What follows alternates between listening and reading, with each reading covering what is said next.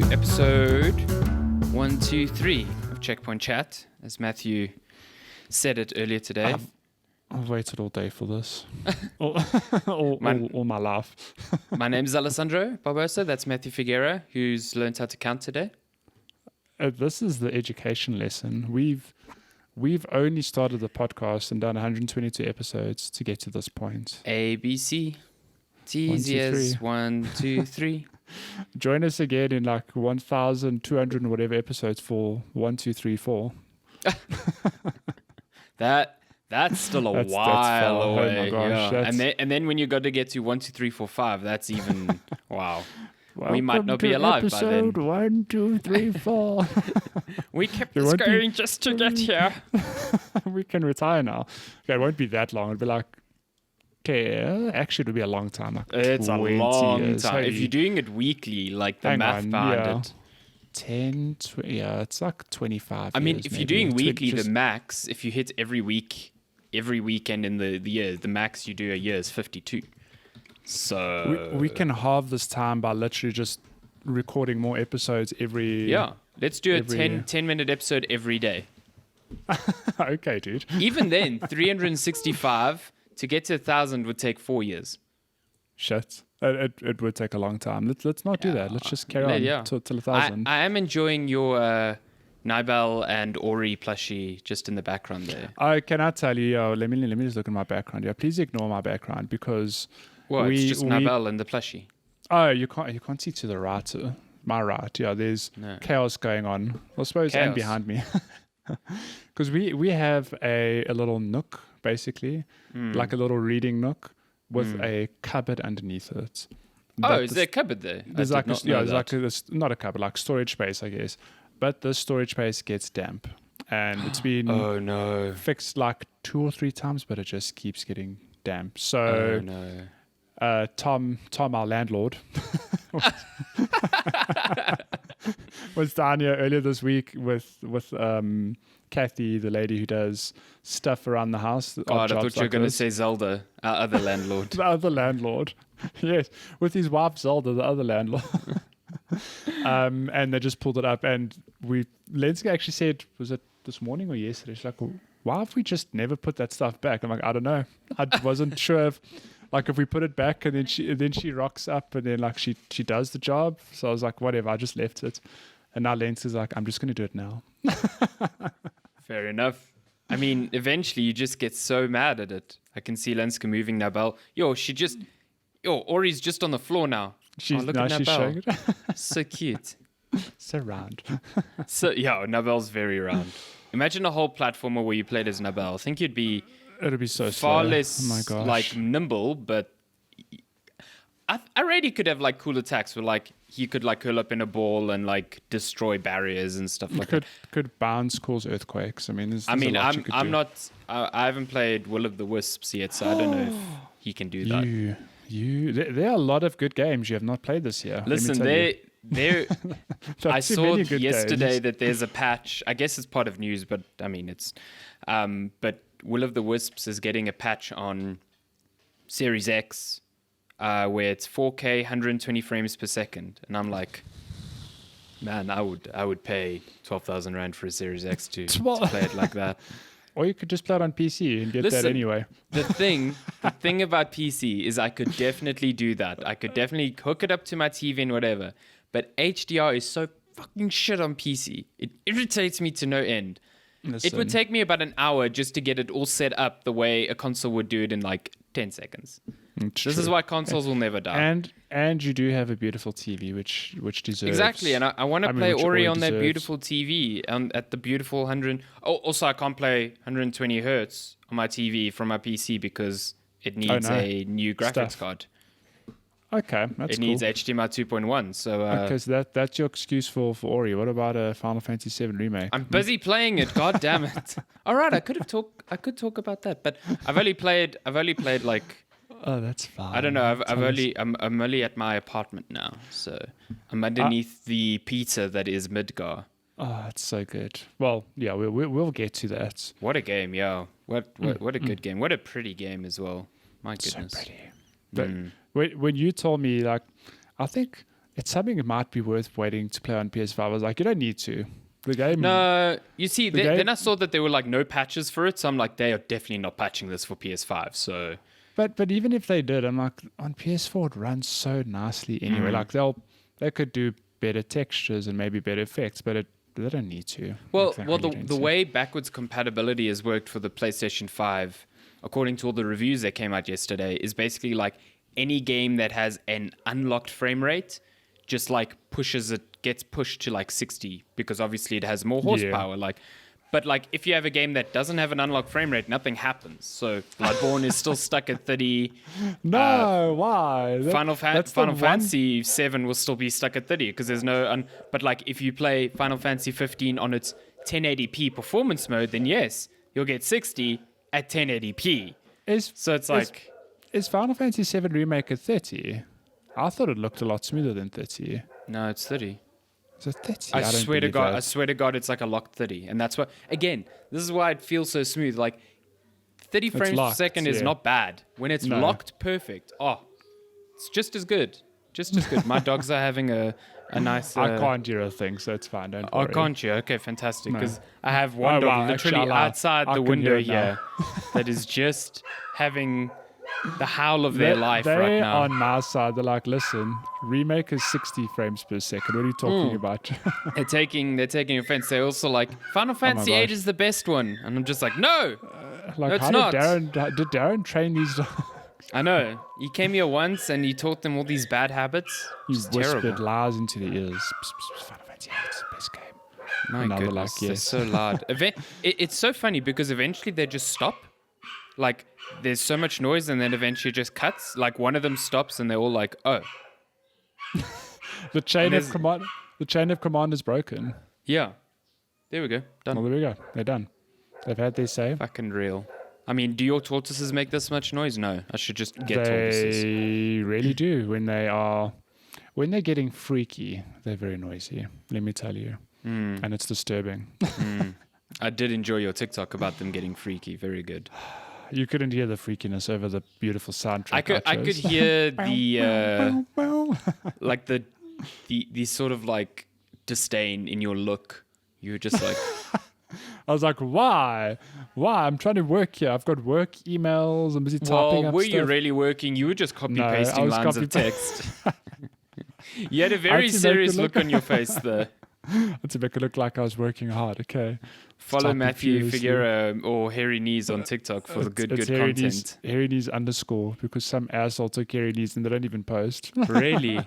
Makes me so mad. What the hell? Except I think we've had this conversation. I think there's a possibility that the Hairy Knees is me when I made a TikTok account like a long time ago and just never used it. That would be hilarious. You should just find the credentials and cancel the account and then you can change your name.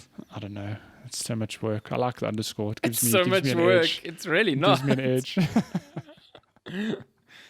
Oh, goodness. Does it make you edgy?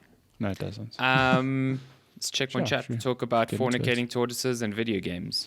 Wow. Please don't make that the episode title. Fornicating tortoises, that's definitely... That's not YouTube friendly, no. I don't think. So, unfortunately, that will not be the title. As much as I want it to be. Turtles. You could just put your face as the thumbnail, like fornicating turtles. Just be going. What's going on here? Good lord! I can hear Lenska laughing at that title in the background. She's just doing some stuff on the side here. She working. Do you like the title of fornicating turtles? She does. I don't know if it's not family friendly. You see, it's nature. See, come on. But Lenska knows that YouTube algorithm does not like fornicating turtles or tortoises.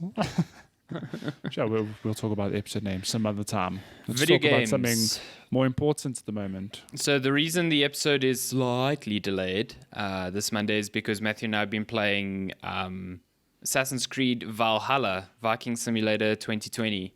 Actual Viking Simulator. I don't think either of us have played, at the time of recording, that much.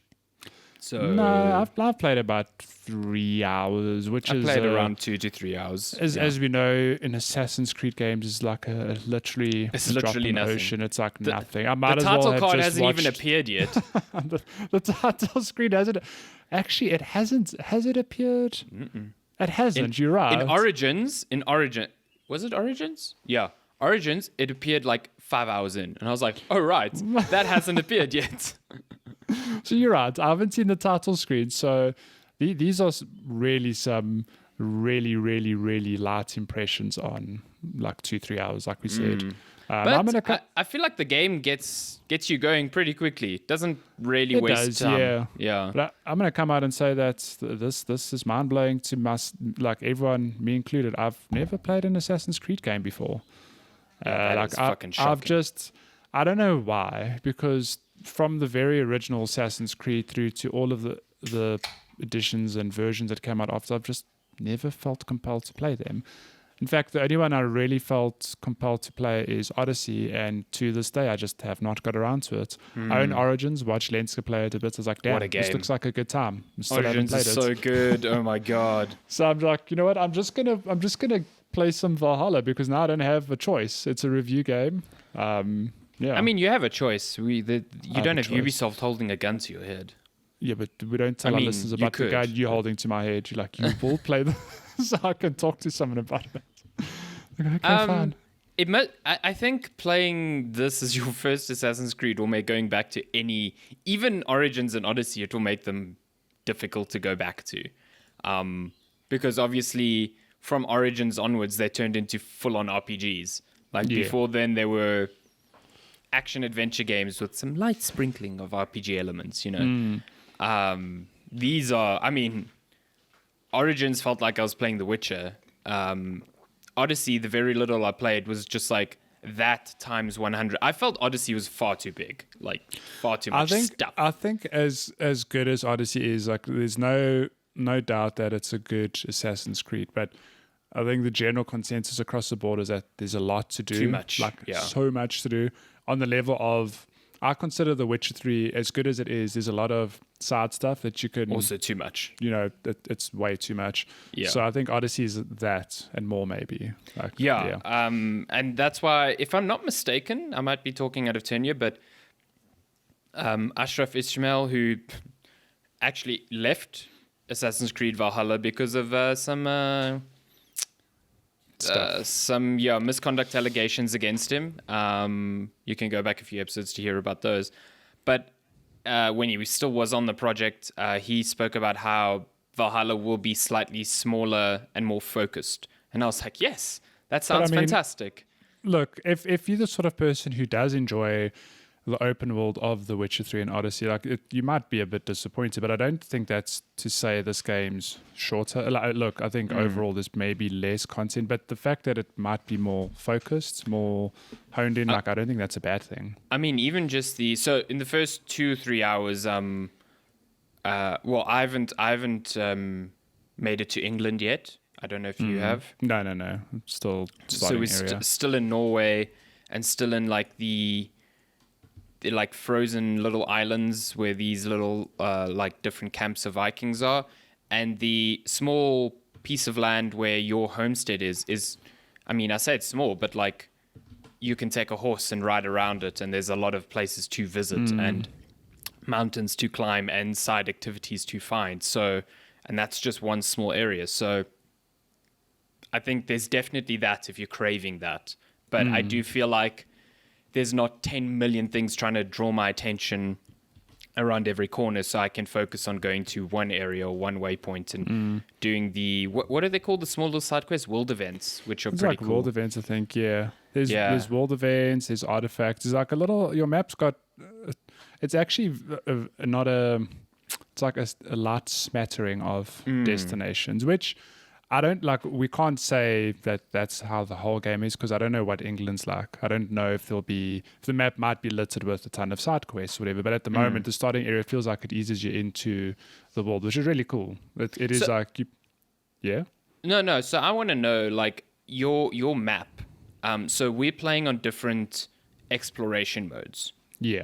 Yeah. So I I think this was introduced in Odyssey. I'm not entirely sure, but you have 3 different ways to alter your experience. You have exploration difficulty, combat difficulty, and stealth difficulty. So exploration difficulty is like how much information is given to you on your map. I think on the hardest one, you're given a little bit of information and you're forced to use like waypoints in the world or, like common sense really to navigate to your area. I like it because there's no HUD. There's like just my little compass, which is fantastic. You chose the default one. So on my exploration or Pathfinder, I think it's called, mode, the little world events are just colored beams of light, and yes, I only reveal what they are when I get close to them. Is that the same on the default one?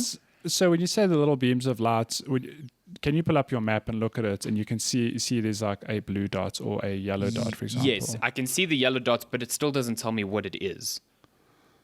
That's weird because like I think in my mode, for example, I can see there's a blue dot, and I think it does indicate it's a world event, for example. If I see a yellow dot, it's like it's a treasure, if I'm not mistaken. I mean, it doesn't tell me it's a specific kind of treasure. It just says like, hey, there's a treasure here. Oh, okay. So mine does that as well. It's like blue is mysteries, yellow is gold, and red is something else. But only when I get close, it's like, oh, this is a world event versus an artifact versus a... I don't know. I think maybe the only thing that changes in is maybe the fact that you have a compass. My navigation toolbar is one of those that it's like a strip across the screen. And that's what it is. Yeah. Well, that's I don't a compass. know what the difference is then. Yeah, I mean a compass, but then I don't know what the difference is. Maybe it hasn't introduced the differences yet while I'm getting to grips with the game. Yeah. But I do know in Odyssey, the Pathfinder or exploration mode was like, you literally have to read like signposts on the road to navigate and stuff like that. Oh no. That wasn't in Origins. What I did in Origins was I dived into the menus and turned off a lot of the UI because I found like I'm looking at this beautiful Egyptian game, and I've got like weapons on the side and abilities on the right side of the screen and this on the top, so I just like stripped it all down till I had that little like compass thing on the top, and that's it. Like that's all I really need to know at any given time. So yeah, I think you can alter your HUD independently of your exploration difficulty, and I would advise that because man, this game I mean, we're both playing on PS4 only. Yeah, you playing on the Pro though. Yeah, I'm playing on Pro, you playing on base, but it is a good looking game. Like, it's really pretty, I really like how good this looks. It's got a lot of, I found like they've saturated a lot of the color. At first I was like, oh, this looks a bit like almost like fake. Like the fire looks really red and orange. And then when you see the northern lights, they're really blue and that green. It's super pretty. But I think that's like sort of the style they went with. It's like this mix of definitely realistic, but almost like hyper realistic color to it. It looks really good. Really the good. snow is very bright. My eyes were like, ow. Yeah, I mean, what's going on? I'm playing in HDR as well, and that sun blinds my eyes. It is so bright. And when I think maybe it will change depending on what region you are, but at least in this Nordic region, it's like snowing and you've got lots of gray clouds, but you've got like the sun peeking through the clouds, and it just creates these beautiful vistas. I mean, being on the ocean, looking at the reflections of the water, and like you said, the sun just peeping through the clouds. I mean, I was just sailing along and just padding around my long ship was going down. Yeah. A longboat, longship, longboat. I think it's a longboat, yeah. And climbing up to viewpoints like the eagle points, like the nice sun gleaming off the rocks, and it's like the small details that I notice, like because I played Origins not so long ago. It was like probably earlier this year or end of last year. Like I can see the jump. Like Origins was a good looking game. It was a good looking game also because of its setting and its lighting, but this is like another level. It almost feels like another generation, which makes me interested to see it on like a PlayStation 5 and Xbox. Well, I know that on there you're running at like 4K and 60 frames. So this game at 60 frames will be super beautiful. Nice. Yeah. Well, on that you mentioned climbing. So yes, like I've said, Valhalla is my first touch point with Assassin's Creed. But I know Breath of the Wild, for example, was the game that broke open world games in that if you see a mountain, you can climb it. Okay. Valhalla is definitely like that. Like you can literally climb any damn surface, which blows my mind. I'm like, I've got a waypoint marker over there. Shit, but this is a big mountain. Let me try climb it. And Evil just go YOLOs up the side of that mountain. And I'm like, damn. At what point did Assassin's Creed become that? Was it from Origins? Yeah, okay, from Origins. I mean, there's a bit of leeway. Like Origins, you could climb mountains with, with sensibility in mind. You can't climb like sheer cliff faces that clearly have no like texture to them or anything. Also, like if you, at least in Origins, if there was an enemy camp, and there's like walls to their bases. If there's no like little windows or footholds, like I can't climb up a whereas Breath of the Wild, you can just YOLO up a fucking like straight faced wall. It doesn't care. I don't know how much you've tried climbing in Valhalla, but there's a lot of stuff I was climbing where at one point there was a waterfall and I went behind the waterfall and I just straight up climbed its surface. I was like, yeah.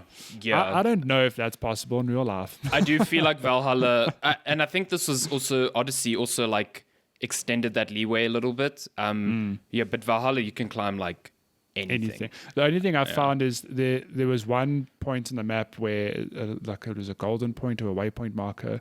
It's like, I want to climb up to get that, and I basically reached like the peak, and it was surrounded by ice. I just couldn't get up know there. Exactly what you're talking about. So I was like, yeah, how do you get up there? Yeah, to go around it. Yeah. That's honestly, you're experiencing one of my favorite parts of Assassin's Creed that has been there from the get-go is synchronization points, or the eagle points. So they are high points in the map where you go up there, you press a button, you get a panning camera view, and your map gets like filled in, revealed. Yeah, and that's been in since the first one, and it's always just like always been my most fun activity, especially in the earlier games where climbing was more like a puzzle. Like figuring out how to get up top was just really fun.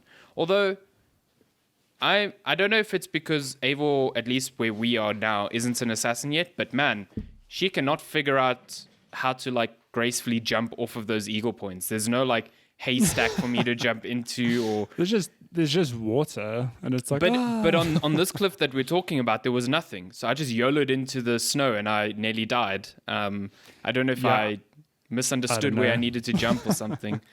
I did I jumped down a waterfall, and she did almost like an army paratrooper thing where she crossed her arms and she hit the water, which was pretty cool. Yeah. Speaking of which, did you choose what Eivor did you choose? I chose Lady Eivor just because I'm curious to see how that gender plays out in the setting. Because I think Assassin's Creed is very. I don't know if the story will change accordingly, but I think it does based on your gender. Like I think people interact with you differently or not. Well, Odyssey definitely did that. Yeah. In a big way. But Odyssey was the first one where you could choose. Yeah. This one's weird because the default is both, which makes very little sense to me. I don't know how that happens. It says like depending on the story, like you can be either or, and I'm like, okay, that means nothing to me at this stage. So, it tries to explain it away by being like, the Animus has 2 DNA streams and it doesn't know what gender Eivor was, so depending on the scenario, it's going to try predict. And it's like, okay, that's a stupid law way of trying to explain what you're doing. But like, to me, in a story, how am I going to connect to side characters when I don't even know who my main character is at any given time? So, that option's there as a default. I would not recommend. I would choose either, female or male Eivor. But I also chose female Eivor. I think she's really cool. She's like a really gruff Viking. She'll beat your shit. Do you know, it took me like an hour to figure out why they called her wolf-kissed. And then I realized, I was like, oh, right. That's me. I was like, so obvious. Every time she kept showing people her scar, I was like, wow, that's a hectic scar. Happen? They're like, why are they calling her wolf-kiss? Oh, yeah, duh. Okay, I get it now. I suppose that's a good segue into, I suppose, the foundation of the story, because we've spoken a bit about mechanics and just general Assassin's Creed stuff. But the setting of Assassin's Creed Valhalla, if you didn't know, is that it is obviously the Viking Assassin's Creed, which I think a lot of fans have been wanting for a long time. What's it like? 830. It's 800 and something. Yeah, definitely. 800 and something. Yeah, 800 and something. But the premise is you basically as a child witness I don't know if it's like a warring. I take it it's a warring clan or something. Basically, take over your village and kill your parents in front of you, and then in your escape. Terrible. Yeah, look, that intro well, like I was joking with you saying like, oh, this game, this, that. I'm now dancing, like it's so weird. Hey, the dancing was cool. I really enjoyed that. But I think the first 10, 15 minutes, it does set up the story nicely. Like I was like, that is a really strong intro. And the reason Eivor is called Wolfkiss is because in the escape, you basically, him or her, you get mauled by a wolf.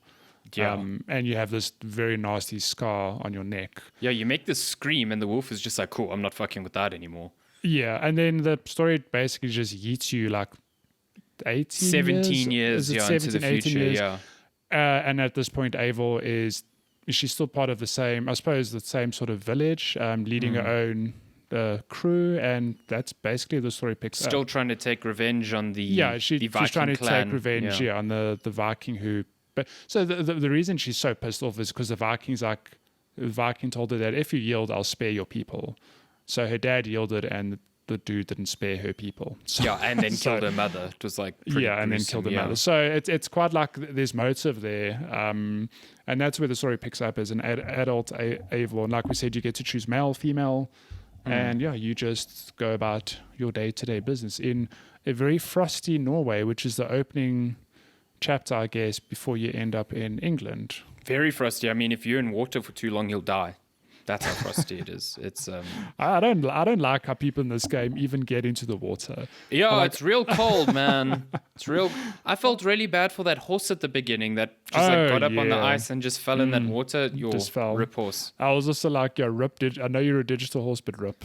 Yeah, jeez, I felt super bad. Yeah, I think the story sets up really nicely, but it also doesn't waste time. It's not like it gets you into things pretty quickly. Yeah, gets you going. And I mean, I guess the central conflict of, the Vikings and the Saxons hasn't really come into full view yet, but there was a lot of infighting with the Vikings as well. And I like this idea of establishing this is your homestead and this is what you're protecting. I don't know if you saw in the UI, it's like when you first got back to your homestead, it's like people are happy to see Eivor back. So I wonder if there's a mood thing that you got to manage. I think there will be. I mean, I could be speaking out of turn here, but I vaguely recall seeing stuff in either marketing material or early demos. Like I could be wrong though, but it seems that way. Because why would they tell you?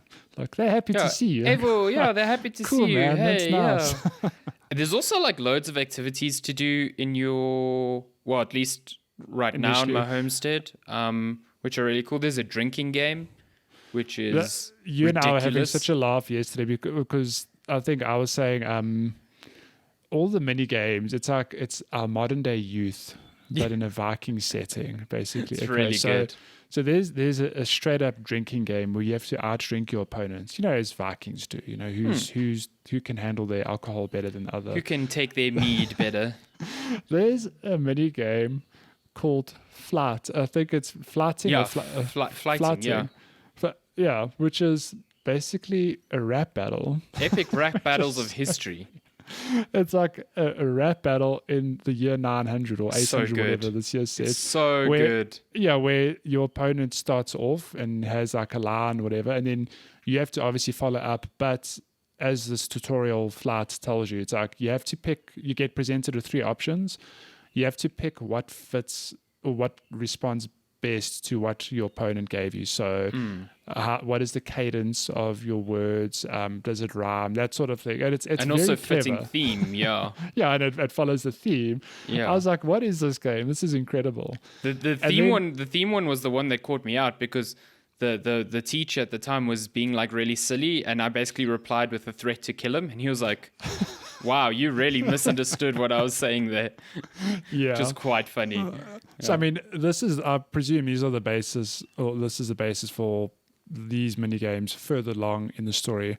I mean, the most important one that we'll get to is the dice game. I can't remember what it's called. It's so good. But Valhalla has I always find it amazing that games like this, even like, sorry to go back to The Witcher as an example, Witcher had Gwent, which has now spawned its own side game.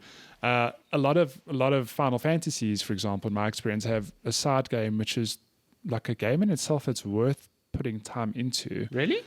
I don't recall one in Final Fantasy 15. Maybe not 15, but in okay, maybe some of the older ones, but in 8, for example, there's a card game. 9 also had a card game. It's like these side things that are just worth investing time in. 15 just 10, had chocobo races. Maybe 10 had a Blitzball, which is its own like. Whoa, that sounds cool. Basically like football league, but not.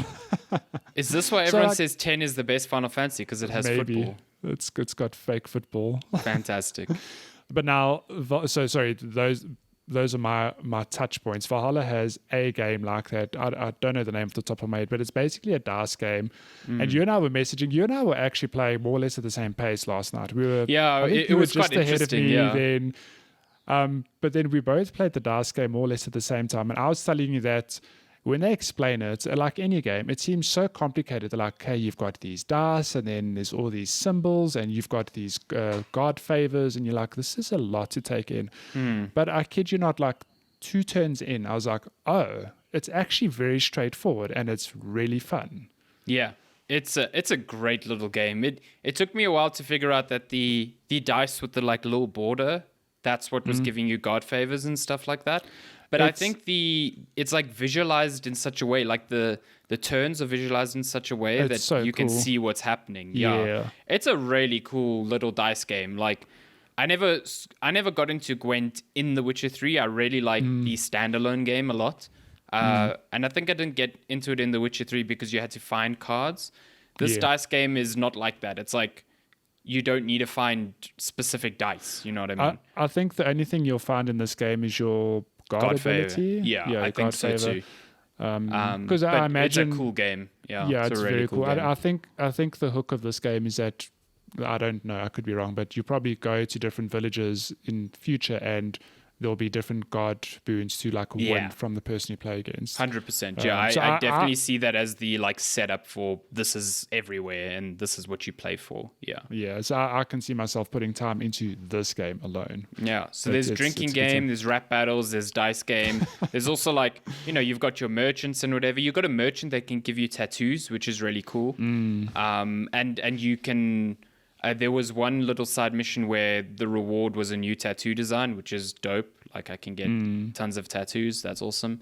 I also really like the look of Eivor's armor. Like really nice. The first set you get, I mean, this is not a spoiler, but you get a set very early, and I suppose it kind of does resemble the key art or the sort of art we've seen.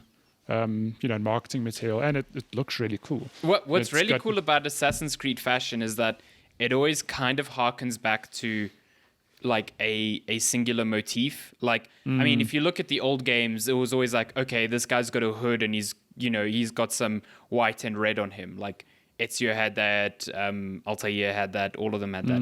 And then as soon as they started getting more complex with the costumes and more like, this fits the time period and you don't look like a fucking hooded murderer all the time.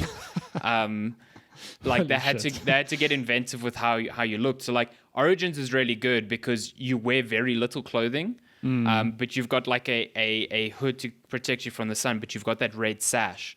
And like here in Valhalla, like you've got very thick clothing to keep you protected from the snow. You've got like a fur coat and whatever, but you've still got that red sash.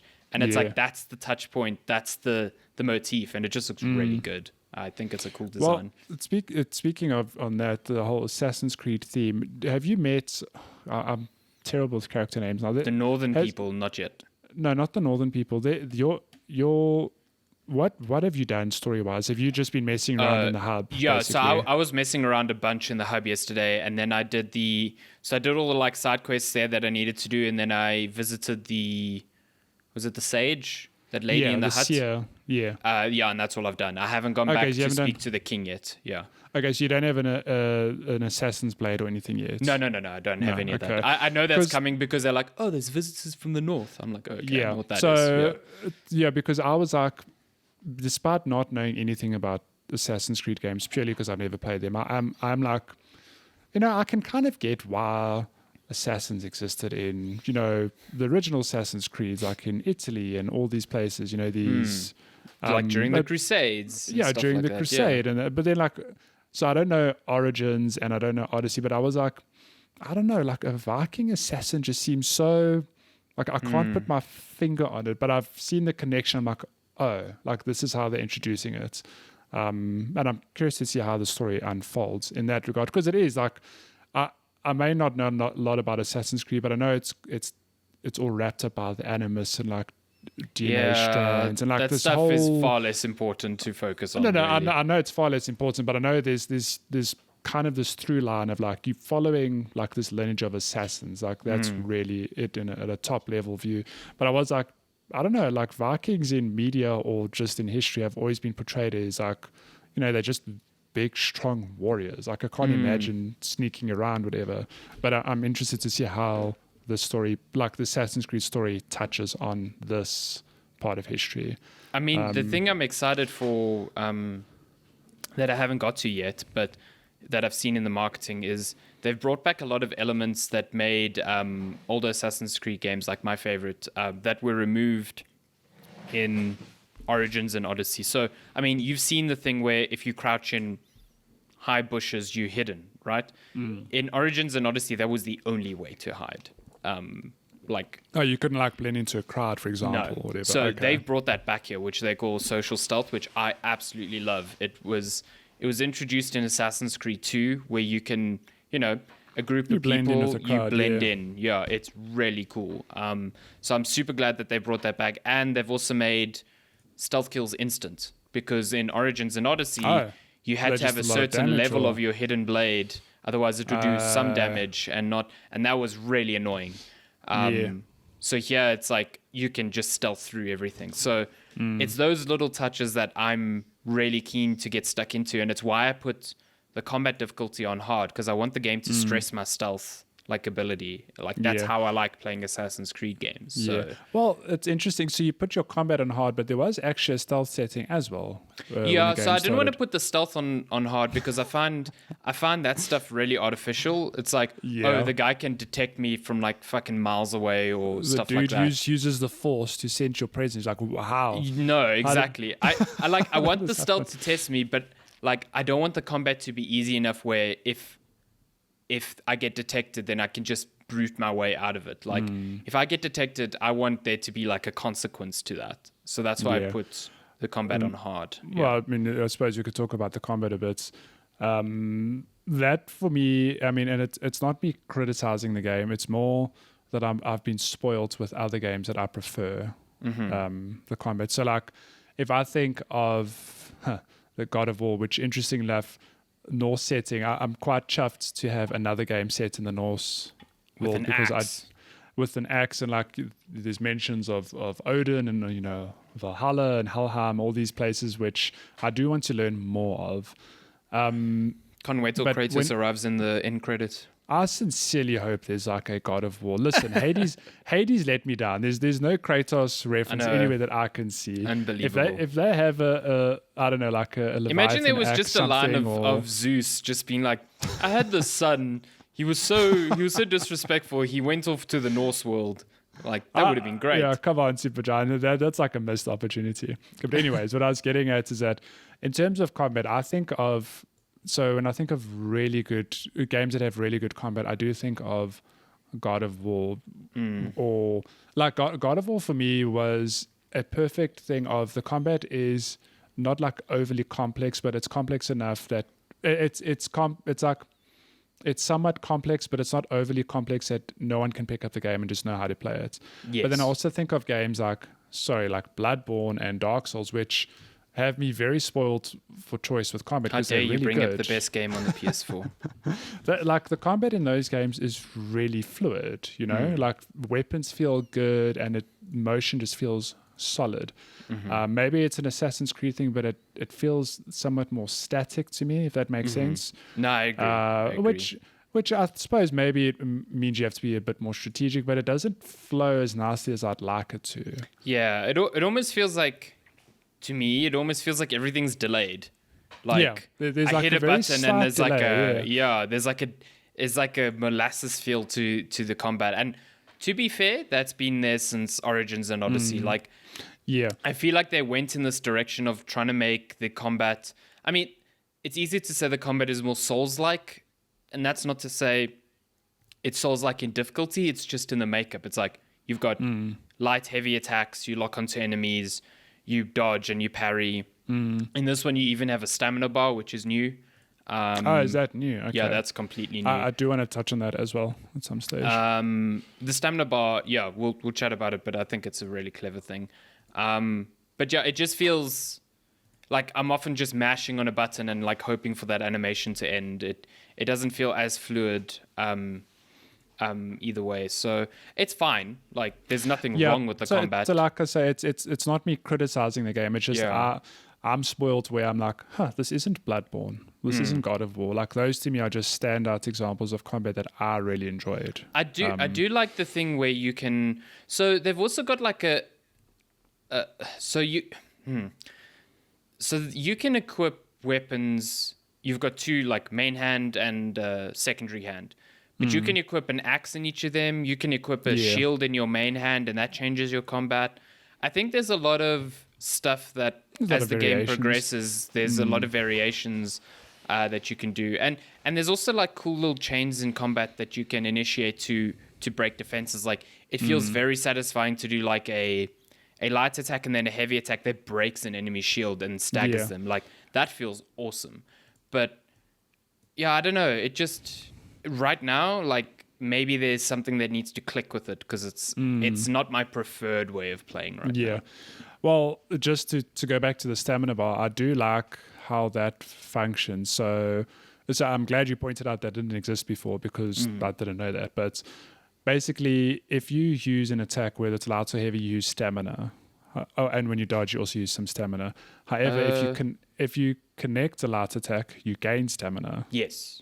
You only lose stamina on a missed heavy attack if you miss. So if you missed the attack, but it's interesting that it makes you chain combos together in a different way than you might have otherwise, because it is a thing of like, well, I'm going to start with some heavy attacks, and then I'm like, oh, my stamina's low. Let me get some light attacks in here to build up that stamina again, and you can you can basically attack infinitely if you strategic about it, which is really cool. Like, I enjoy that. Yeah. I think there's a nice flow where I faced a very strong enemy that I shouldn't have at my level, and it showed me very quickly how, like, if you just block, every block you take with the shield destroys your stamina, and it's very easy for you to be in a situation where you have no stamina, so you can't dodge, you can't block, and the only way to get stamina back is to attack. So it's like a very aggressive facing or aggressive focused combat system, which is pretty cool. I like that. Yeah, I mean, it makes me think me think of Bloodborne, because Bloodborne it rewarded you for being aggressive. And I think the health system, so the health doesn't replenish automatically.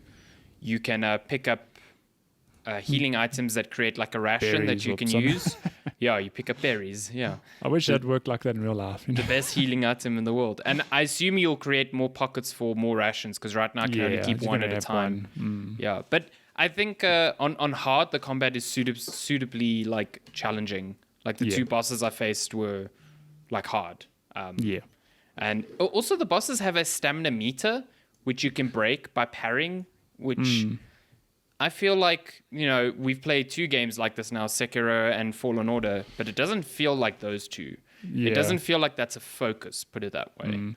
I haven't really explored that properly. I'm not blocking with my shield, I'm dodging, because I'm dual-wielding. And also the parrying, again, because the combat feels a bit like delayed. Like, finding the timing on the parrying is not fantastic. So, but I mean, again, early days, we've still got a long way to go.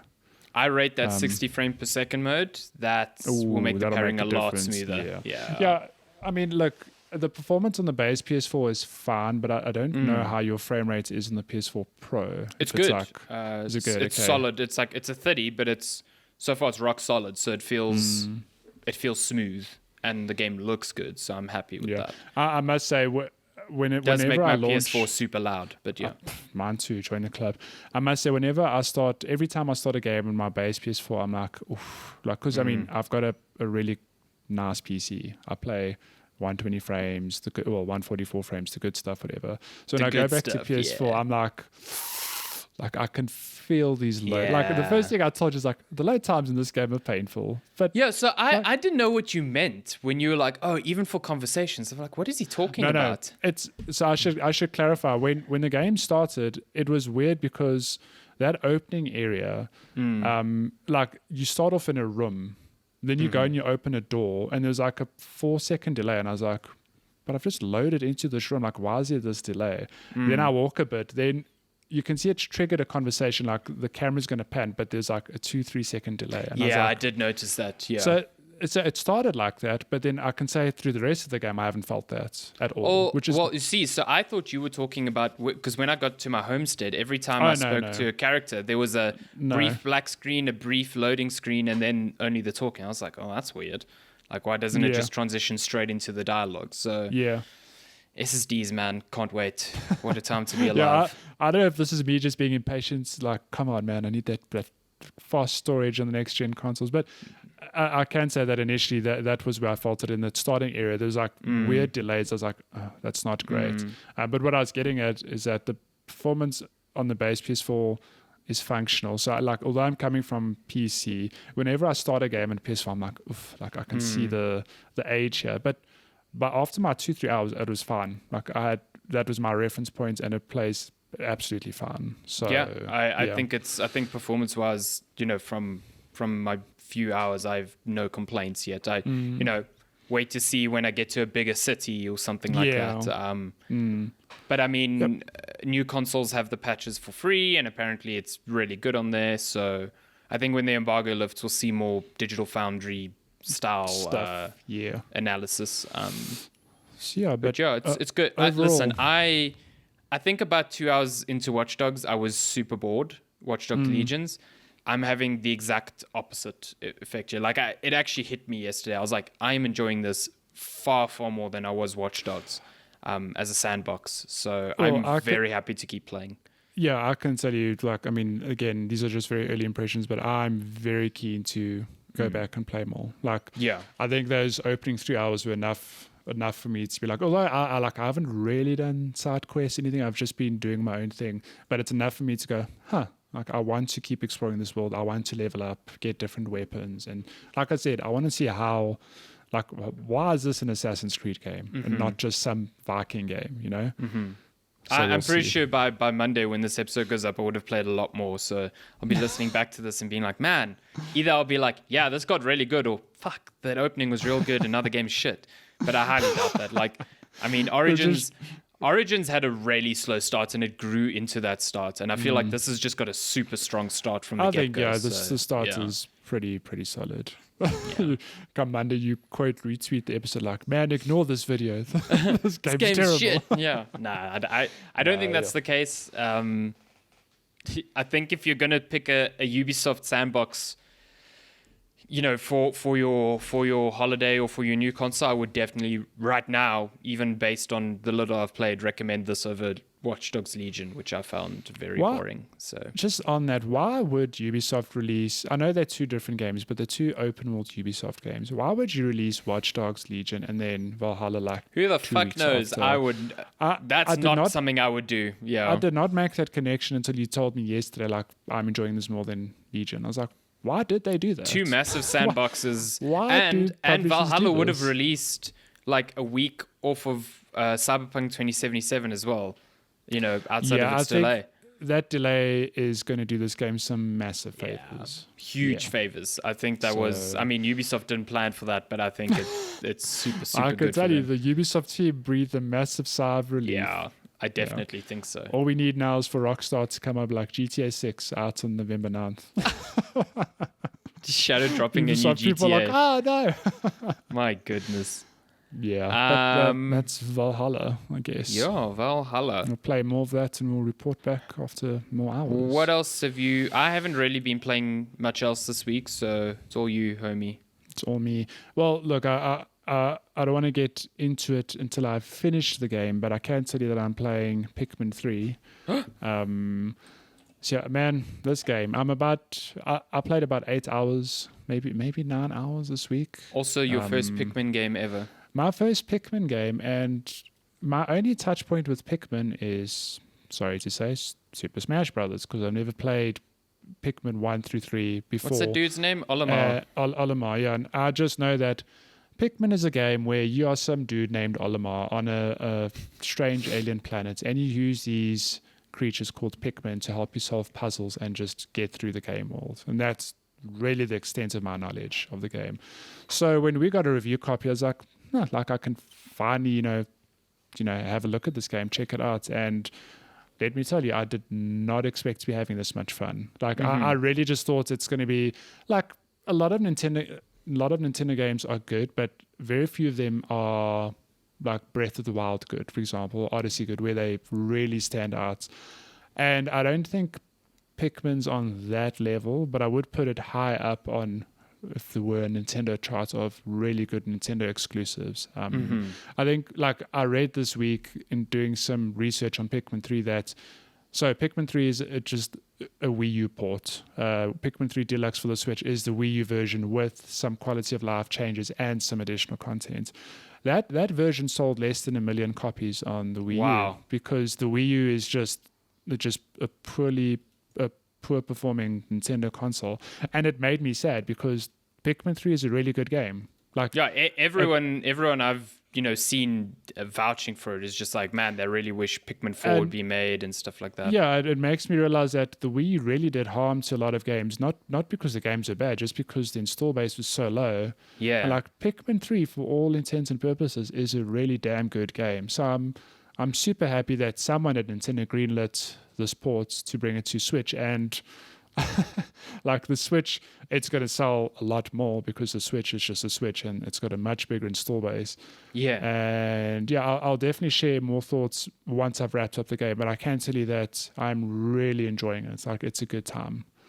I'll I'm keen to hear your thoughts because whenever I see Pikmin, I always think about, to me it looks like, did you ever play an old game called Overlord? I did not play it, but I know of Overlord. I think, if I'm not mistaken, Overlord takes a lot of hints from Pikmin.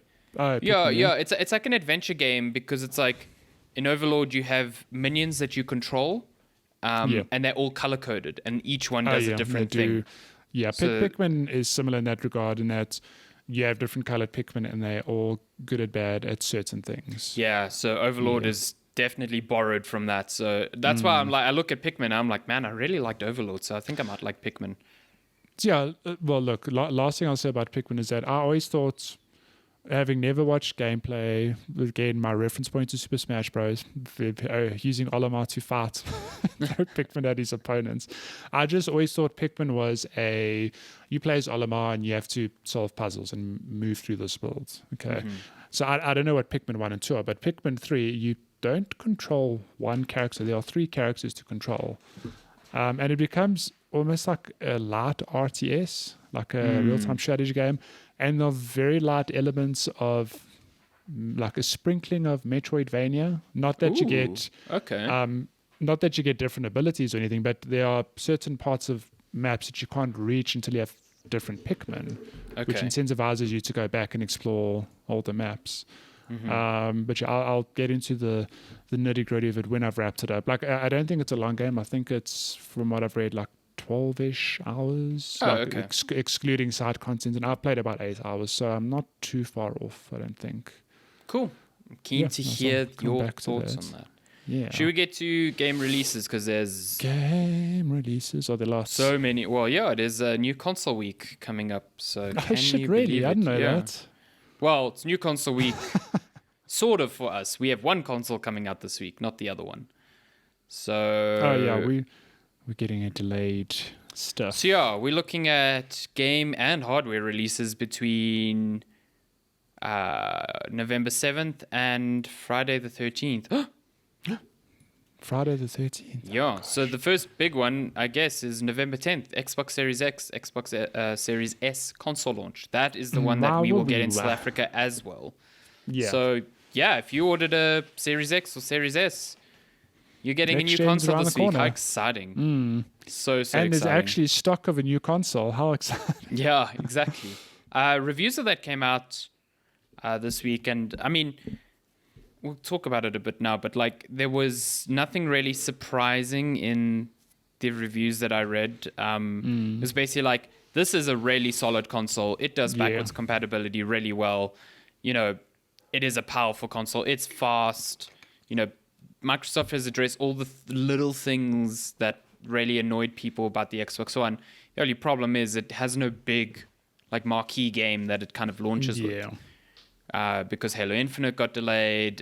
It doesn't have the Demon Souls or Spider-Man Miles Morales pull to it. So, yeah, if you've got an Xbox library, or if you don't have a library and you just want to subscribe to Game Pass, great option. But, I mean, neither of us have ordered an Xbox. I haven't ordered an Xbox purely because, like, I've got a PC right now. Yeah. So, which again, Microsoft doesn't give a shit about. Like, got to make that clear. I'm subscribed to Game Pass on PC. That is 100% part of their plan. Yeah. So, you just in the ecosystem, regardless. So. Yeah, and you also subscribed, I think. So, like, they don't care. They actively know that this is part of their strategy. So, but yeah, I think eventually I do want to get a Series X. Just not right. I have no real need for one right now. Yeah. So, yeah. But it's cool. I'm excited for people to get their hands on that console. It seems like there is no doubt in my mind that Microsoft is in a much stronger position going into this new gen than they were in 2013.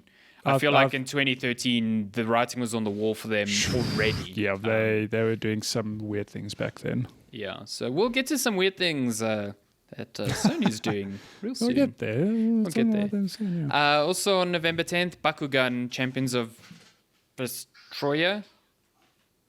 Is Bakugan like Digimon, right?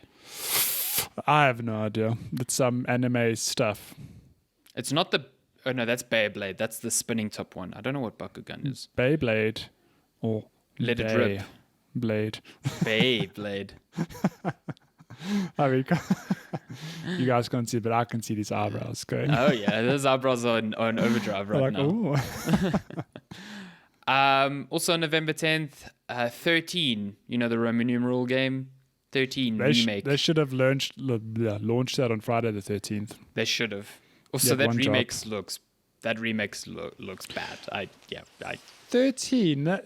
Was that not like a PS2 game? Yeah, it's like got a comic book style thing to it. It just looks good real lord. I just got a rough. punch of nostalgia because I like vaguely remember the box art. I've never played the game, but I know exactly what you're talking about. The box art is pretty good. Yeah. But that's the remake is coming to PC, PS4, Xbox One. Also on November 10th, Destiny 2 Beyond Light expansion. PC, PS4, Xbox One, Google Stadia. It's also out on Game Pass that day, which is pretty huge. This is the one game where I'm like, man, I really wish I had a Series X because I would 100%... Like, I can do it on my Xbox One X, dive back into Destiny. But on Series X, it's 60 frames per second, and...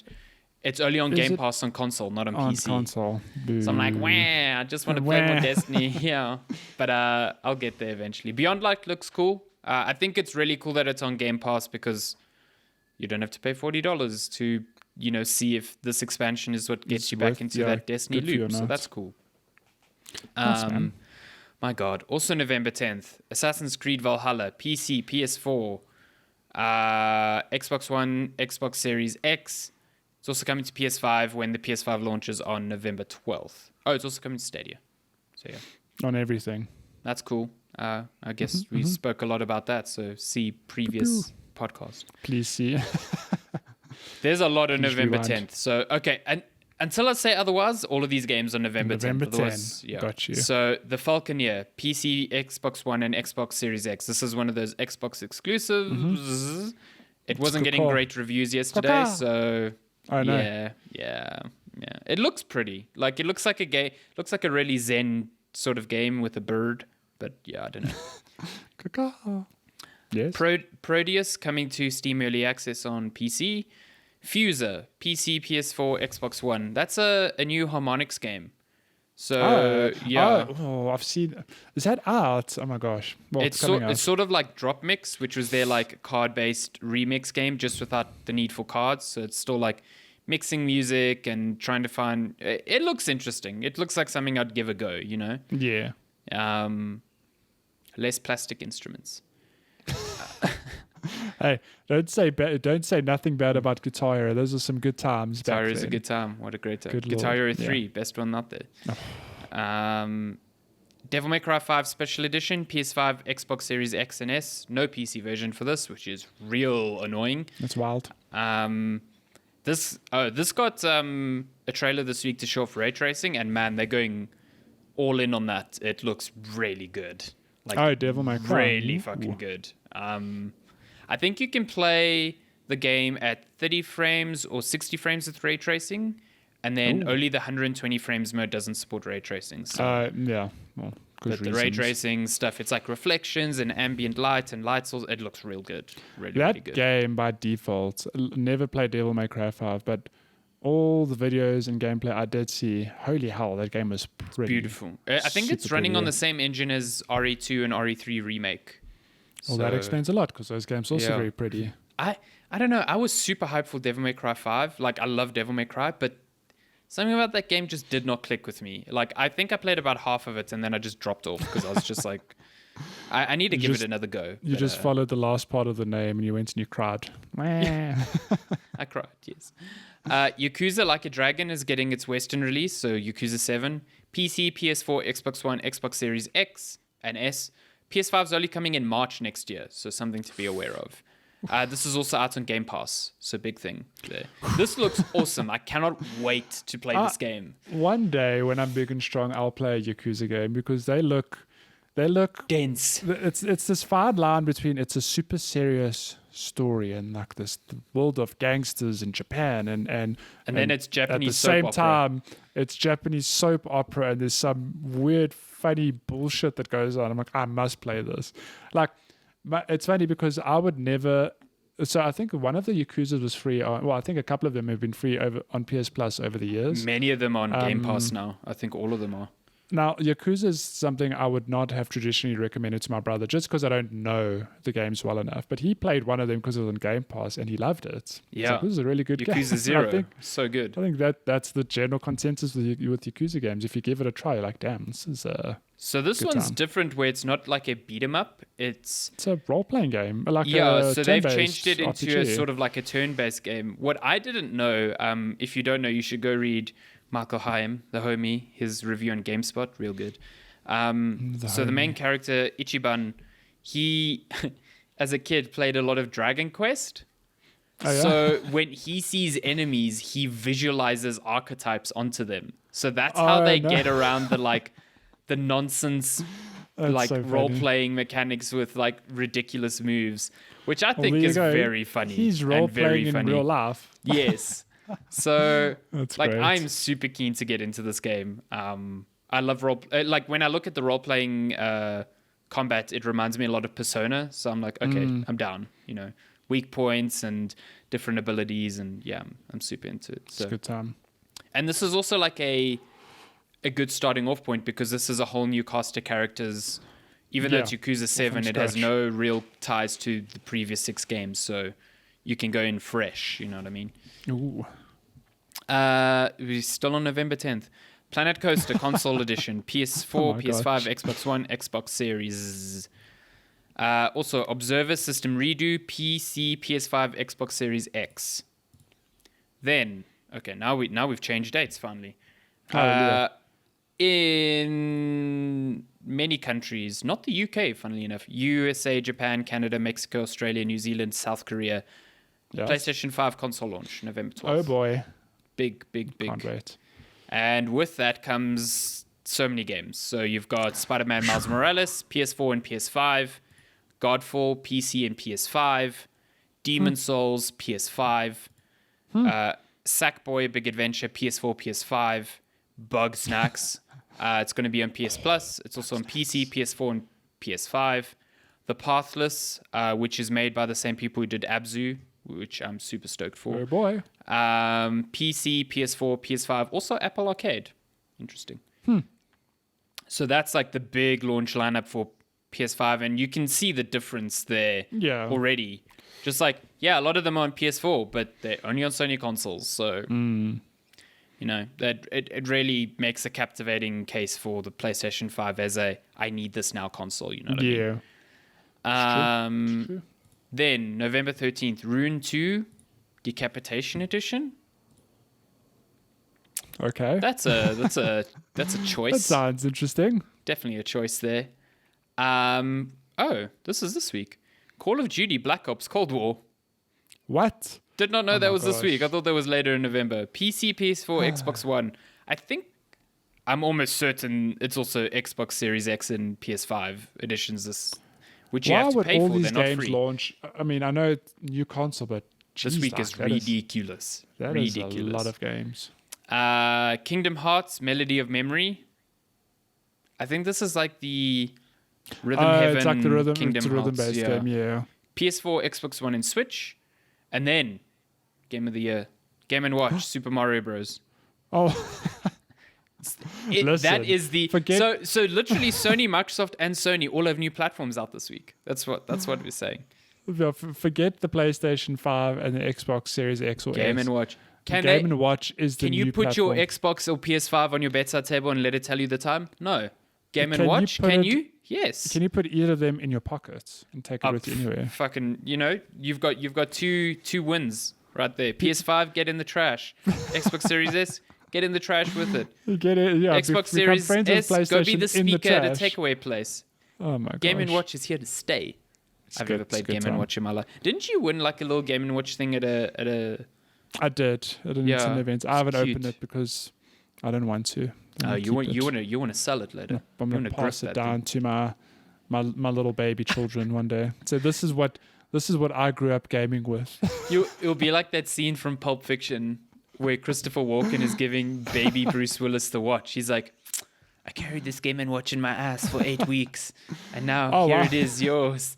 And you just pull up this Game & Watch, and he's like, okay. I'm going to lie to my children, like, listen, and you got Fortnite 2 or 3 or whatever you play. In my day, this is what we played, Game & Watch, which is a lie. Hell yeah. Because I did not grow up in Game & Watch. Like, wow, Dad, you lived such a poor life. I'm like, I know, I wasn't. Or did I live a privileged life? Because do you see this, Mario?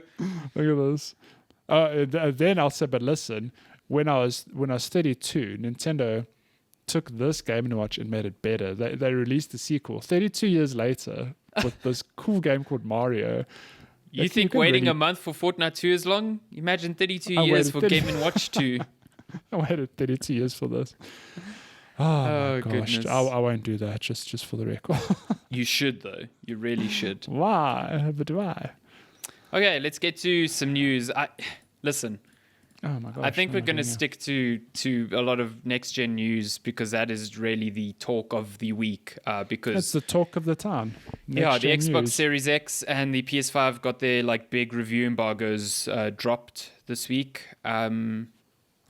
So just the gist of the reviews. I'm not going to go super deep because you should go read reviews, of the consoles if you're interested in them. Yeah. Both of them are good. Big fucking shocker there. Both of them do backwards compatibility very well. Funnily enough, the PS5 seems to handle backwards compatibility a bit better than expected, and in some cases better than the Xbox, because it keeps the resolution of PS4 Pro games. But like I said earlier, any games with unlocked frame rates can just push up to a new limit of 60. So because the resolution is kept the same, it rarely hits that 60 and does not move. Whereas a lot of Xbox backwards compatibility games do things like auto HDR and in some cases upscaling them to 4K, which inadvertently affects the frame rate every now and then on those games. So bit of a weird toss-up there on what you prioritize. I would always prioritize frame rate, so I'm very happy to hear that the PS5 does it well. PS5 is just doing Sekiro some at stuff. 60 frames per second sounds mighty juicy to me. Oh my gosh. So yeah, I mean, both consoles real good. There was some Sony stuff that I was raising my eyebrow at yesterday. The biggest of which is the fact that you cannot, in any way, store PS5 games on an external hard drive. So before everyone jumps down my throat, I'm not saying you cannot play PS5 games off an external. Like, that was never on the table. Xbox can't do that either for Series X games.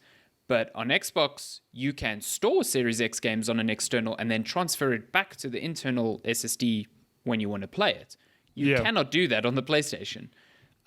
Which is just... It's just PS4 games. Like, you can run the PS4 games off the external and lose the benefit of the fast SSD loading. Fine. But, you know, the PlayStation itself, the PlayStation 5, only has 667 gigabytes of usable storage on the internal drive. So that's all you have for PS5 games. And they have not certified any SSDs for internal storage expansion. Yeah. So you cannot expand on that storage until Sony decides that that there's a commercial SSD that they deem okay. And then on top of that, that is the only way to expand your storage as of now. Like, you cannot be like, I don't want to buy a $220 1 terabyte SSD because that's what they cost. I will instead buy a external SSD and just cold store games on there. Like, you don't have that option. I can't do that, I find this really shit for them to kind of only disclose like a few days before launch. I cannot believe that this happened, like, to be honest. Well, so what I was saying to you, and I mean, again, I'm not Sony, I'm not a tech expert, but surely this is something that could be rectified further along the line. I have to imagine it will be, yeah. Like, I mean, the PS5 has USB ports, right? Like, it's there. Surely at some stage they'll be like, this is an oversight we didn't account for.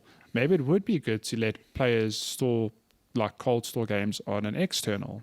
And if they want to play them, they just can't play it off the external. They have to launch it, store it on the SSD. Like, that has to be something they do. But like you said, at this stage, it's incredibly shit of them to be like, hey, the PS5, great SSD. By the way, you can't. Yeah, I agree with you. I feel like, you know, they have to sort it out fast, I think, as well, because you install Call of Duty and Destiny on there, you've used half your SSD. Like, that's fucking ridiculous. I'm sorry. That's insane. If you install Demon's Souls and Spider-Man and Call of Duty and Destiny, you've basically topped it out. Like, how much usable space did you say there is? 667 gigabytes. But now, how? Because the solid state drive is 825 gigs. So, like, operating how big system. is that OS? Yeah. So this is where it gets weird. So the Xbox Series X launches with a 1 terabyte drive, right? Yeah. And only 802 gigabytes of that is usable because of the OS and because of the additional space that Microsoft caches off for quick resume. Because when you're doing quick resume, you're basically copying game data from RAM onto the SSD. So it needs to have that space available. So you lose 20% of your hard drive. Yeah. So in that respect, the PS5, in terms of like percentage of usability versus the total, the PS5 is more efficient in that manner, but it also ships with only 825 gigabytes. So, I mean, you're essentially getting very close to like a 500 gigabyte console, and you don't have the ability to cold store games. Whereas on the Xbox, yes, you only have 800, but you can cold store games. You can cold store games. Like, you have that option. So, and on top of it, if you don't want to cold store games on the Xbox, you have today the ability to buy SSD expansion. One. Yeah. So Microsoft in this respect has really just covered all of their bases, where Sony has really done nothing to mitigate the fact that SSDs aren't ready for their console. Like, if you could cold store games on PS5, this would be a non-issue. That you can't expand the SSD storage until SSDs arrive that they think are good enough. But the fact that you can't makes this way more annoying. It's ridiculous. Well, look. So what I've been telling you is that I 100% agree that it's like a bullshit thing for Sony to do. It's a weird oversight. Like, I don't know why you can't do it. But at this stage in the generation where games, like the biggest reference point is Call of Duty Red Dead Redemption, which is what, like 150 gigs, let's say, maybe 200. I don't know. Like they're pushing stupidly big numbers. You could still store at least 3 of them on the Sony console, which I get it. It's ridiculous. But me personally, I'm not playing more than 3 games at any given time. And my internet's fast enough that I can download something relatively quick, you know? But again, not to take away from, like, I don't know why the option doesn't exist. But I do think that... I get that. Like, I get that people's internet is fast and whatever. But it's not as fast as, like, transferring a Series X game from an external drive to the internal drive. Not at all. Yeah, no, I'll never argue that. But what I'm getting at is that it's like, for me, in my scenario and how I perceive and play games, it's a non-issue now. Yeah. However, I agree. In 3 or 4 years, when games are all 200 plus gigs, maybe because they're pushing out 4K textures and like, I mean, think about games that launched at the beginning of the generation. They weren't, I don't think they were like 40, 50, 60, 70 gigs. Like, I could be wrong. They're maybe 20. No, they were nowhere what we have now. No. Now today, like, games are big. So in the years that follow, they will keep getting bigger. That's just how it's going. So yeah, 600 and something gigs is going to seem real little. I do feel like it's something they need to address within the next 6 months. Like, it has to, something has to change. Because I think now, if you just take the Sony exclusives, and you take all of those that are coming out with the PS5, I don't think you can fit all of them on the PS5, which is to me is where it's like Sony really bungled this in some weird way.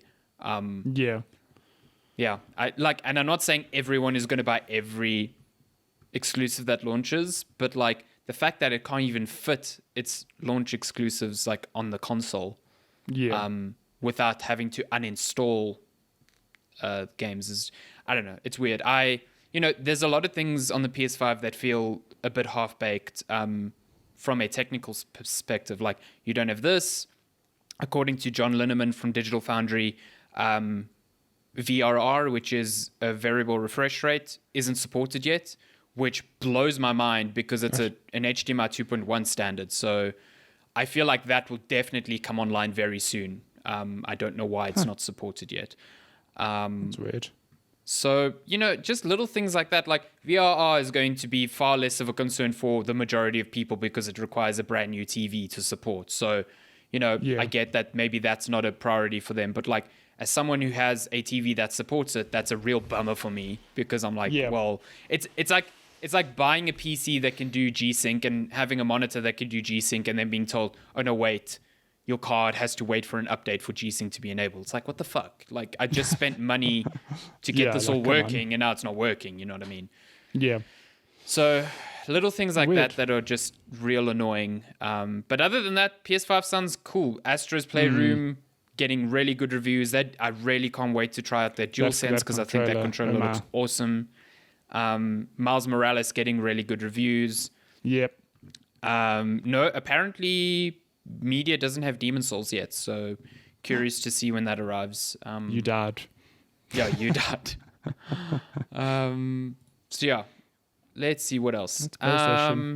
Take-Two is apparently in talks to buy Codemasters, Vroom Vroom Racing People, which I'm conflicted by because, like, on the one hand, Codemasters getting all the good financial stability from Take-Two is great. But if I look at the way Take-Two handles all its sports franchises like NBA 2K and stuff like that. Oh, no. Really garbage. You're going to get some nice microtransactions in your Vroom Vroom games now. And I really like Formula One, and I really don't want to go that way because Codemasters makes Formula One. Codemasters does the Formula One games. How do you feel knowing who's your favorite driver? What, in Formula One? Yeah. Like if you had to pick one. Or your favorite team, rather. I'd say right now I really like watching Max Verstappen, so yeah. I mean, I imagine...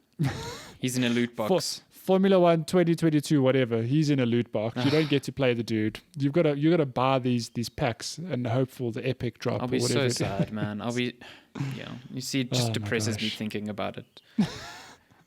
But yeah, that isn't confirmed. It's just like talk. Speculation. Yeah. The Medium, Bloober Team's being delayed. dual world horror game, got delayed because of COVID-19 and also because, hey, Cyberpunk 2077 got moved to December when the Medium was meant to launch, and they were like, fuck that. They're like, we are not competing with that. We're not doing this. This game looks really interesting though. Yeah, I'm keen to give it a go. I mean, it's like, So it's coming out 28th of January now. It's not so bad. It's not too bad. It's literally like we are getting out of the way of Cyberpunk. Star Wars Jedi Fallen Order joins EA Play on Xbox Series X launch day, which means it's on Game Pass because on console, because EA Play is being folded into Game Pass on console. It will come to PC. I think they said later in 2021. I really like Fallen Order. I think it's a really good Star Wars game. I enjoy it. And I think with the on the Series X, if you pop that game into performance mode, you'll have it in 60 frames per second, which is 100% the way to play. Oh boy. Because I played this game on PS4 and I liked it, but that 30 frames really didn't do the combat justice, and you played it on PC. Oh my gosh, let me tell you, I also started on PS4, and those load times, forget the frames. Load times. Forget the frames. The load times on PlayStation were awful. I mean, they were like that on, I guess, Xbox One as well, but now with the Series X SSD, man. I actually picked it up on special on PC on the Epic Game Store a while back and just played a bit, and it was like a transformative experience. It's a completely better experience. The load times, like the fluidity of the combat, just night and day difference. Really. But it's a good time. Really good game. It's a good game. I'm really excited to see where they take that story as well. Control's Ultimate Edition, which is like its next-gen version that you have to buy. It's been delayed to 2021 on Xbox Series X and PS5, which is a real bummer because I was playing more Control recently because I was testing out a RTX 3080, and man, that game is so good. Like, Control is so good and real beautiful. Good time. Holy shit! Have you played the Alan Wake DLC yet? Not yet. I've bought it. I need to play it. You know what's annoying is that so because we had it on a shared like Epic Games account. And I wasn't sure how DLC was going to be affected there, so I just rebought the entire thing on my personal account when it was on special. But it didn't bring my save over. Oh no!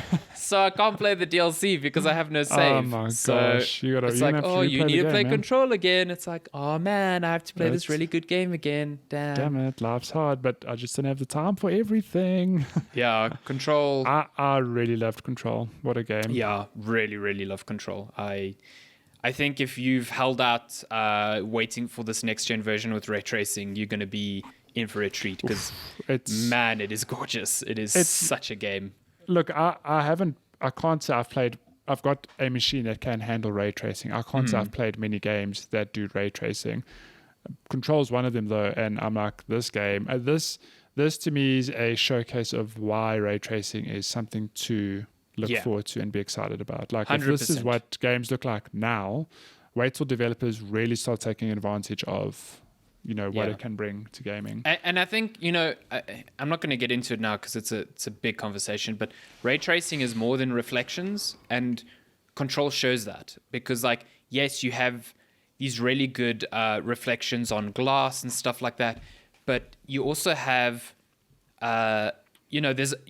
you're in like an office setting a lot, and there's lots of like meeting rooms with walls of glass, and the thing that ray tracing does is you can see faint reflections in the glass, but also the glass is see-through. It's like permeable. Yeah. So that cannot be done with rasterization. And that really gives... I mean, Spider-Man Miles Morales does this with its buildings.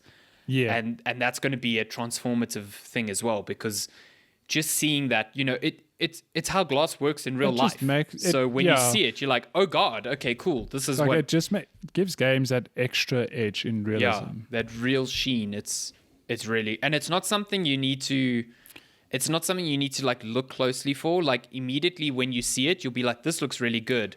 And when you turn it off, you'll be like, oh. I was just going to say, my thing is what really made it stand out for me is when I had to turn it off. Because I was streamed a bit of Control and I obviously couldn't stream with RTX on. I put it off and I was like, like It's the a game's still very nice different looking, looking but game. it's a very different looking game, Yeah. Also, Control, I mean, this doesn't make a difference for consoles right now, but it got updated on PC to use DLSS 2.0. So the DLSS implementation is proper good. Like, you can run that game with DLSS performance mode and the image is super sharp and you get many more frames. Like, so yeah. What a game. Damn. What a game. What else? Warframe is getting Xbox Series S X and S and PS5 enhancements this coming week. Same is happening for Star Wars Squadrons. This one's a bit weird. So Star Wars Squadrons is getting 120 FPS mode on Xbox Series X at 4K and Xbox Series S at 1440p, which is quite impressive, but not on PS5. So PS5 is getting the bump up to 4K and 60 frames, but not the 120 FPS mode. And now that I see that it's not like the PlayStation's not supporting VRR, I wonder if there's something on the PS5 spec right now that will obviously be patched that is not playing nicely with 120 frames. So, because that's the only thing I can think of. I don't think that the PS5 can't handle Squadrons at 120 frames per second if even the Series S is doing it. So yeah, there's some there must be something specific to the console there that EA is like, okay, we'll wait, So don't know what that is about. Star Wars Squadron, still a game I want to play one day. One day. Nintendo is still making loads of money. Their profits are up 200%.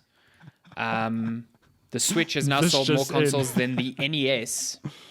This is wild. And Animal Crossing has sold 26 million copies. It is only below Mario Kart 8 Deluxe. That for me is the one that really blew my mind because we all know, like, Animal Crossing, great game. We all know that. But the fact that it came out during lockdown, not lockdown, during like the pandemic, which saw a lot of countries go into lockdowns, whatever, it came out at the right time, which means it was picked up by a lot of people. However, I did not expect it to be picked up by like 20 plus million people. Yeah. I really thought the game would be at like 15 million, maybe like 17, 18 if I'm being optimistic. But shit, what you said the number, it's what? 26.8 million. Which is just insane. Let me just double check. Yeah. 26 million and Mario Kart 8 Deluxe is only on 29 million and that's the top selling game on Switch right now. And that came out at launch. Just for comparison's sake, like God of War, let's say, but like stellar PlayStation I think exclusive. That's like 12. It's like 12 million. Animal Crossing is more than double that. Yeah. I mean, Animal Crossing is 7 million copies more than Pokemon. And Pokemon, that itself is telling because Pokemon is like ridiculous. The game that sells the most. It's also double the sales of Animal Crossing New Leaf, which was on the 3DS. And the 3DS had a large install base. Like, it's not that was a problem. So the Switch is now the second best-selling console in Nintendo history. It's only behind the obvious ridiculous success of the Nintendo Wii. I think it's going to smash the Wii. It sold how many? 68.3 million consoles already, which is absurd. Just Nintendo making a lot of cash mullahs. Yeah, the year-on-year profit is up 209% from $2.8 billion to $7.4 billion. Unbelievable. So this year really has just been like a godsend for Nintendo. For them, and by their own making, they deserve it because I think the Switch is a phenomenal console, and I really like their games. So it's good time. Happy for them. Bam. Any other big news? I'm just checking out.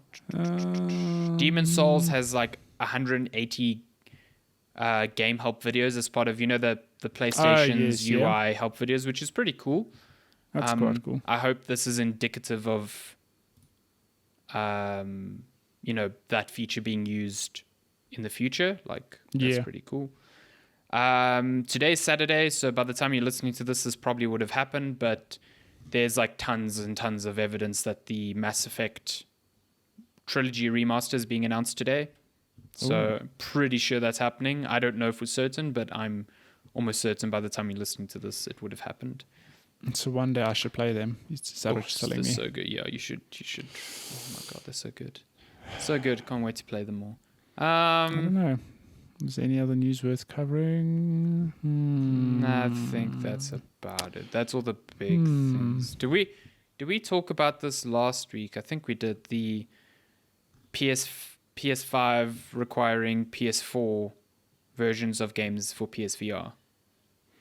I think we touched on it. I could be wrong. So if we didn't, another weird thing is like, yes, the PSVR works with PS5, but it will only work with PS4 games. So like, even though Hitman 3 was advertised on a PS5 stream, the PS5 version of Hitman 3 will not work with PSVR. You need the PS4 version, which makes that distinction a bit weird. And I mean, I don't have a PS5 yet, but Giant Bomb's Jeff Gertzman was out on Twitter saying the way the PS4 groups and distinguishes between demos and trials and PS4 games and PS5 games is the messiest thing he's ever seen in a console. So I don't know what he means. So, yeah. Who knows? We'll see. We'll see. We shall see. I think that's it. That's it. That is it. Oh, Spider-Man's getting a cool new suit that looks like it's another in Spider-Man Remastered. You've got another one of those like cell shaded ones. It's called the Arachnid. What's it called? Is this in the PS4 one? Well, no, it's in Spider-Man Remastered. Spider-Man. So it's the PS5 version. Spider-Man. What is it? Where is it now? I want to see it. I don't know. Just search new costume. It looks really good. It's like another cell shaded, ridiculous. Spider-Man Remastered. Arachnid something. Let's find this quickly. Top stories. Oh, Spider-Man Remastered have new costumes. Let's see.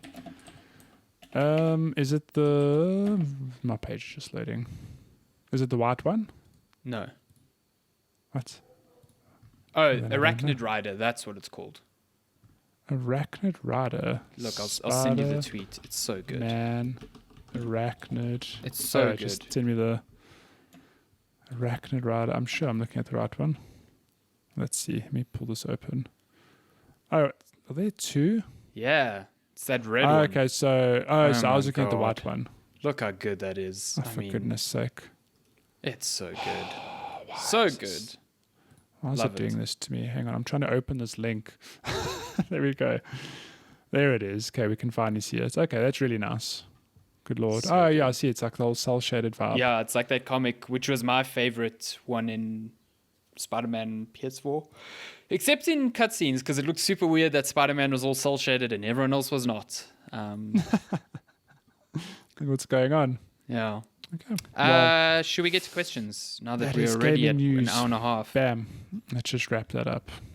Cool. If you want to send us questions, you can email us, checkpointchatpodcast@gmail.com. You can also message us on all our social platforms, as usual, at Checkpoint Chat on Instagram, on Facebook, on TikTok, on all the Twitter. places.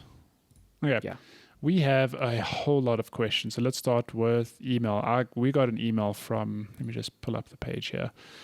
We got an email from, that is not the right email box, checkpointchatpodcast@gmail.com. Got it. I don't want to read your personal emails. We got an email from Malesh. Okay, you ready? Sup? Says, Malesh. People thought that Tina Turner had moved into my spare room last weekend, but she was simply the guest.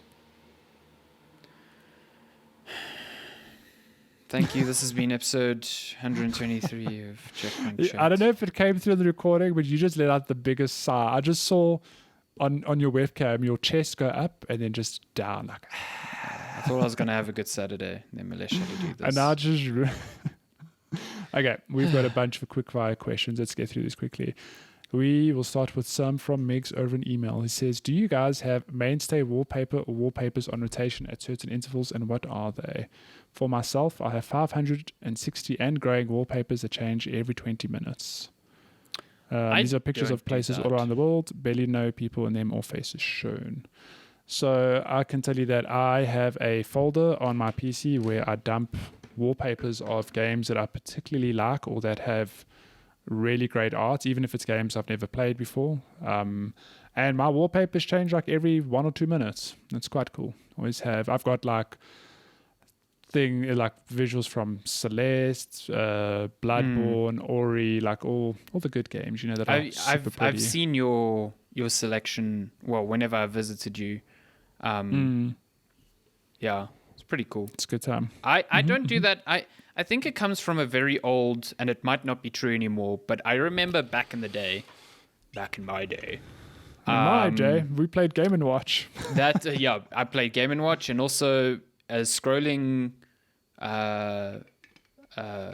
wallpapers actually affected your CPU performance, especially in games.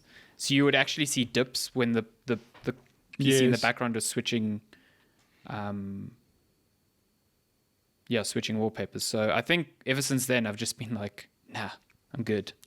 I think with this PC having an SSD and being pretty fast, I've not seen any or had any issues that I'm aware of. So I love me a good wallpaper. If you have any pretty visuals, show me. I want to look at them.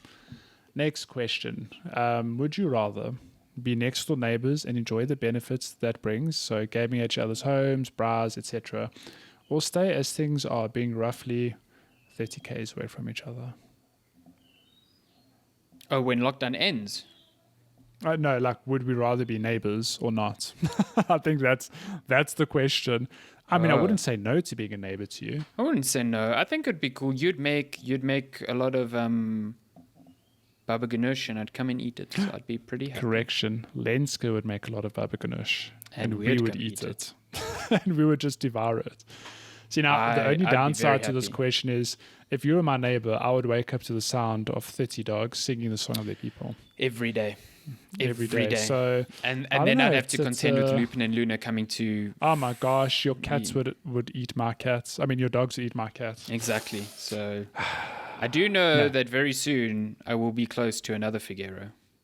How dare you? I just doxed your brother.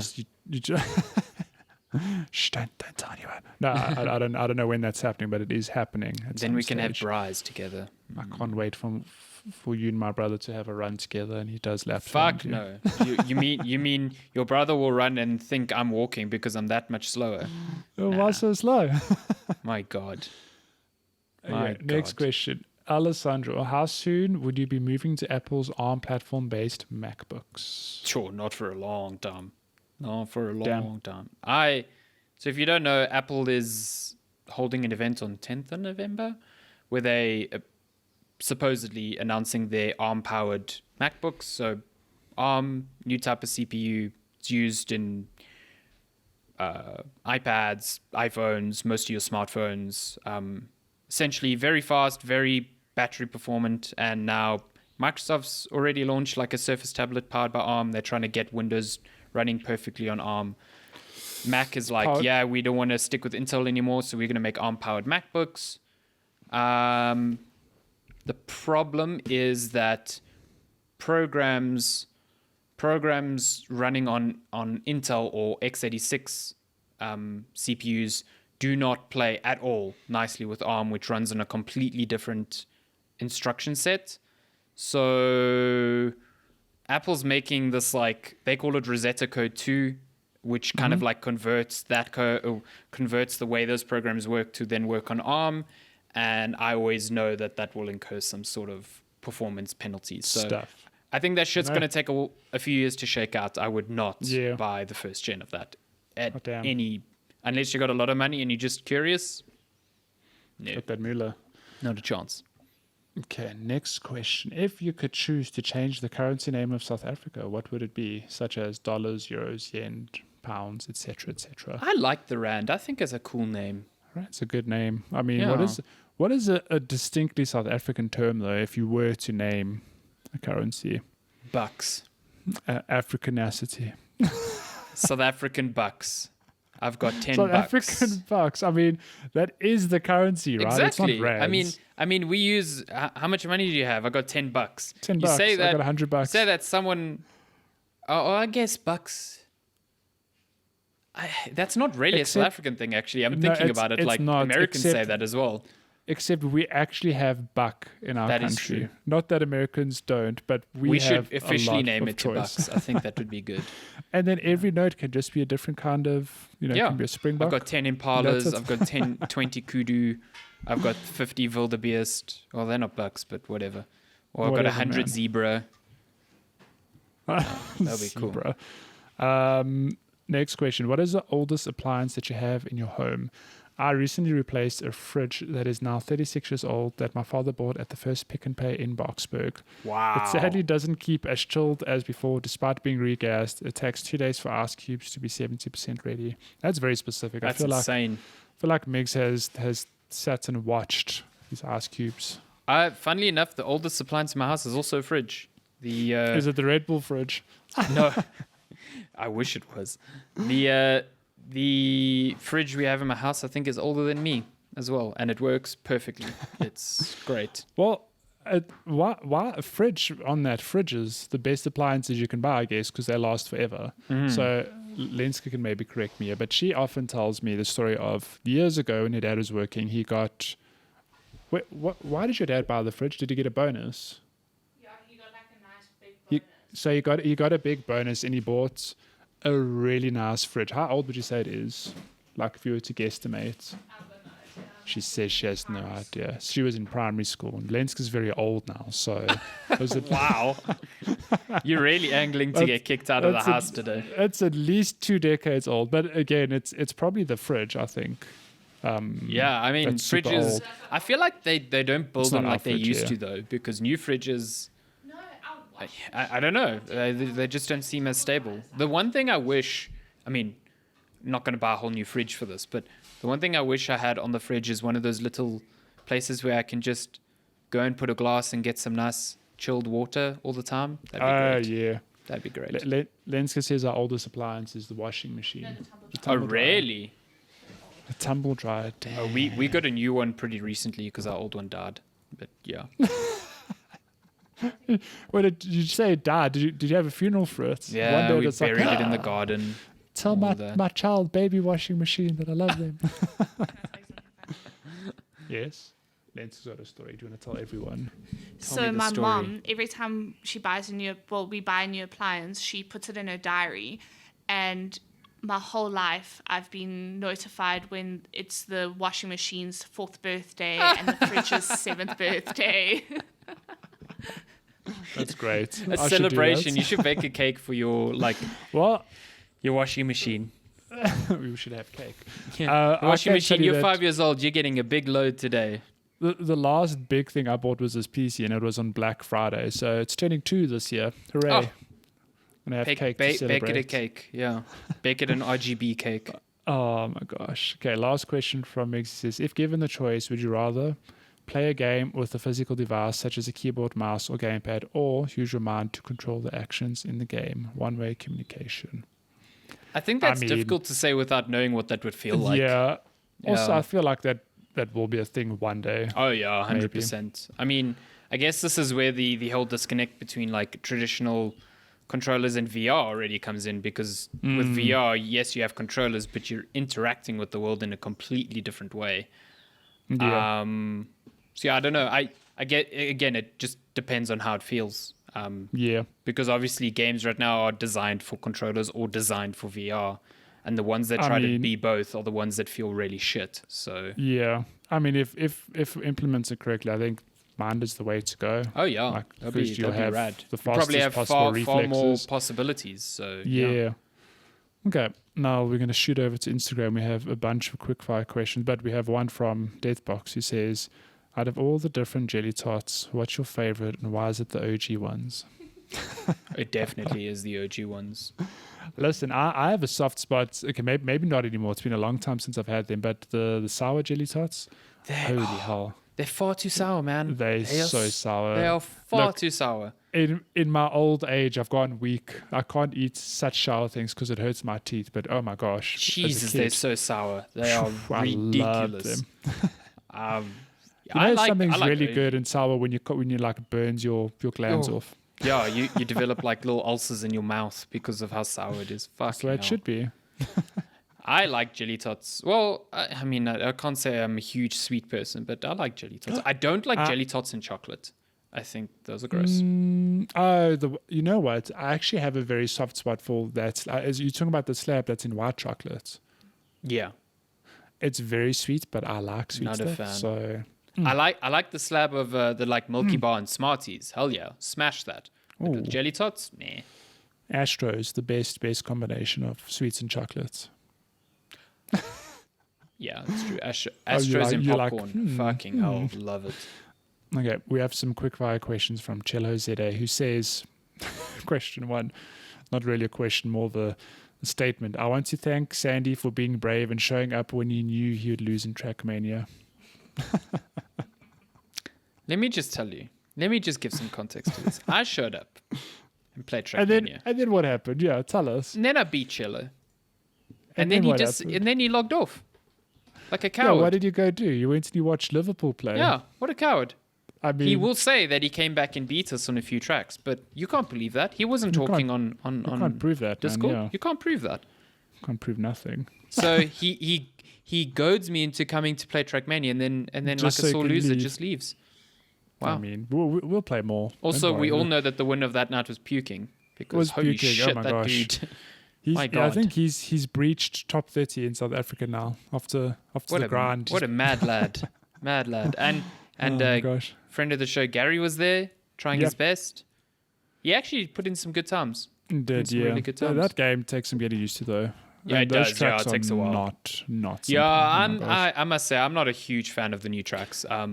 We should play again. The second time, they feel a lot better. Yeah. Listen, some of those first ones are really good. I think some of the first, but the later ones, they're too long. They're too long. Super long. Yeah. Okay.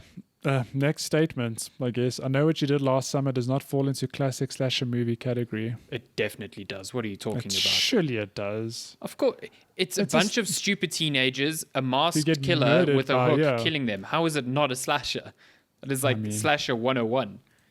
Get out of here, Cello. Next question. Yeah. What would be your death row meal? Remember, you can be as much food as you want. What's the last meal? Oh, how about I eat myself to death? So then I don't, I just get all the good food that I want and then eat myself into a coma and die. Oh, it's okay. When you said eat yourself, I'm like, why would you indulge in self-cannibalism? It didn't make any sense. I did enjoy watching Hannibal, so I know how to cook a good arm. Yeah, so I think you eat yourself into a coma, then they pull the plug or whatever they're going to do to you. They pull the plug. They're like, well, fuck, he died. We'll just He choked on his own food. Yeah. Damn it. So what food are you having though? It would be a very good cheeseburger. Don't know where from, just a really good, maybe like an In-N-Out burger or something like that. Something I don't get a lot. And then like more than a one slice of good cheesecake. Oh yeah, you get a dessert as well. Yeah. I mean, maybe I'll go out on a cultural note. I have a good Portuguese steak. Ooh, a prego, a francesinha. A francesinha, oh my gosh, that will put you in a coma. Just order 10 francesinhas, you'll die. You'll just die. Yeah. That's true. You'll die happy, but you'll die. You'll just die. What is the best gaming console in your opinion? For me, it's the PS2. I never owned a PS2, sadly. I don't know. See, this is a tricky question to answer because I have different feelings based on obviously the time in my life and what I was playing and what's good. Like I can tell you now, probably the console I've spent the most time on, like PC counts, I guess, but if we're talking raw console, like I've put a lot of time on my Switch, and that has been a surprise hit because when the Switch came out, I thought it was a bit like, it's a bit weird. It's a hybrid system, and then you played I'm Zelda. a believer now. It is so good. I love the Switch. Yeah, if I had to talk now, like I think this year I've played less Switch than I thought I would, although Hades really jacked that number back up. I really love the Switch. I think in terms of like importance to me, I think the Xbox 360 was a big one for me because like the original Xbox was my first console that I owned, and it was like a lot of things that what a console. But man, when I got that 360, it was like next gen, at the time. And the 360 just ended up being a solid console just for so many years. I mean, eventually I got a PS3 and moved a lot of my playing to there. But playing Halo 3 and Gears of War and Viva Pinata on 360, those are memories I just like never will forget. So I think it's the same for me. So I missed the PS2 because at the time, I mean, I was young. I didn't really make money and I was just playing PC. But the first console that I probably bought myself was the PS3. My brother and I went half on it. And it's the same thing of I have fond memories of the games I played on that. So that was like my introduction to the likes of Uncharted, for example. I played Dead Space on there. Like that's a weird random game that comes to mind. But oh my gosh, like I remember sitting in the living room playing that. So I wouldn't say it's the best console, but definitely one of the more memorable consoles for me. I would love to know what your mom's reaction would be walking in on you playing Dead Space. Listen, this was done after my parents had gone to bed. Shooting necromance babies, essentially. I don't know how my parents put up with me because you remember my mom's old house, okay? Open plan. You can hear everything from every part of that house. Now imagine I'm in the middle of the house playing a horror game. Not with headphones. I didn't have headphones back then. My God. Think about that. Okay, quick fire questions. Egg, would you prefer egg scrambled, boiled, poached, or sunny side up? I quite my like favorite way of egg. Good fried egg. A good fried egg is good. With a bit of salt. You can put it on. You can put on a steak. You can put on a roll. You can put it on bread. So good.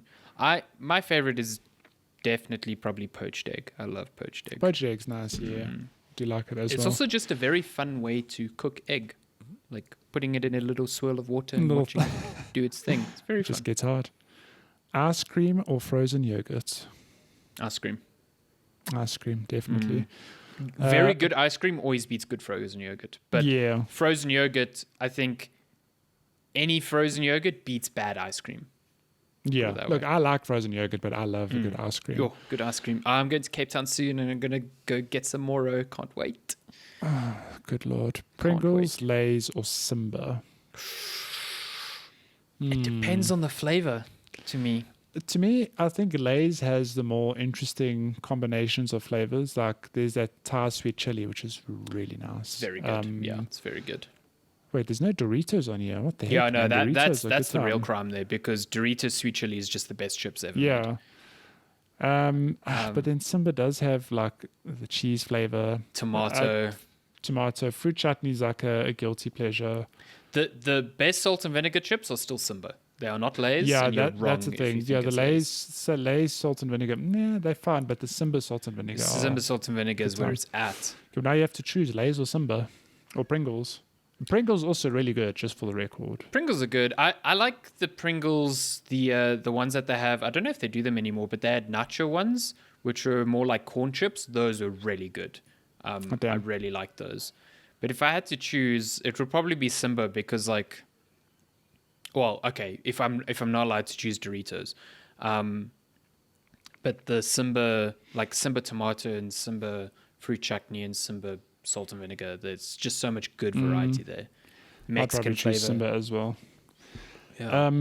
Now this is for me. It says, Matthew, why does it take you 30 minutes to make coffee? Could you teach us? Yeah, I want to know as well why you take so long to make coffee. Okay, so I don't take long to make coffee. So this comes from us Jello playing says Among Us. Okay, so Lenska, Among Us addict, really loves the game. So what often happens is we play with my friends and I'll make Lenska and myself coffee. So Lenska will play a round or two and then they'll be like, hey, is Matthew coming yet? And I'm like, hang on, I'm still busy making coffee. Now, the reason it takes long, okay, hear me out. Our kettle is like beyond, we've got a stovetop kettle. It's beyond repair. The only water it's good for is for making a hot water bottle, okay? But what we use for hot water is we use our Nespresso machine. We just don't put the pot in. We just use the hot water from the Nespresso machine. Oh, that's quite clever. Okay.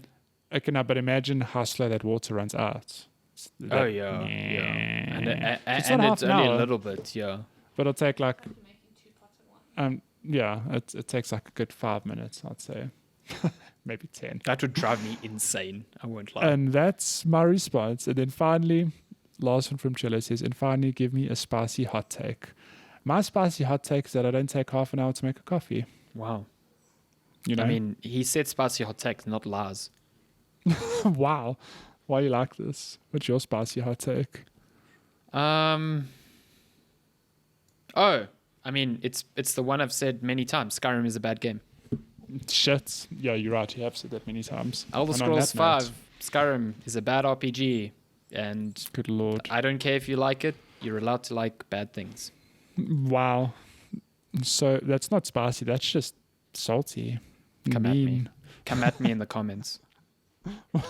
I invite you. She's like, invite you to a fight. The Witcher 2 got robbed. The questions. Should have been the game of the year that year, and everyone gave it to Skyrim. Fucking ridiculous. Skyrim, man. Again, another game I've never played. Game didn't even run on one of the 3 platforms it launched on. What the fuck? PlayStation 3. Yeah. Jesus. Game of the year, my ass. Anyway. Game of the Skyrim. That's it. That's the questions. Anyway, that's questions. If you want to send us more questions and ask for spicier takes, you can email us, checkpointchatpodcast@gmail.com. You can also catch us on all the social platforms, at checkpointchat on Instagram, Twitter, Facebook, TikTok. You can message us any time of the week. You don't have to wait for Matthew's question posts. Please don't wait for my question, because sometimes on a Friday I forget because I'm so busy. So if you wait for them, you'll just never ask questions. Might miss, yeah. In the words of Eminem, you miss 100% of the shots you don't take. I don't know if Eminem said that. I don't think Eminem said that. But you only said you get one shot. One opportunity. Mom spaghetti. Mom spaghetto. Mom spaghetto. That's your podcast title. Thank you. Brilliant. Stop preparing. Thank you so much for listening. This has been episode 123 of Checkpoint Chat. It's been a very long one because we spoke about Valhalla for like fucking an hour. We really did. That was cool. Yeah. It's a good time. Good time. Good time to be alive. Good time for games. This is a monumental week in video games. Enjoy your new consoles. Be nice to each other. 1, 2, 3 with Checkpoint Chat. We taught you how to count. Mm-hmm. So, 1, 2, 3, and all the consoles are 5. Are they? I mean, isn't some are X, Xbox some are 4? S, some are getting into algebra. This is true. Okay, bye. And that's it. Bye.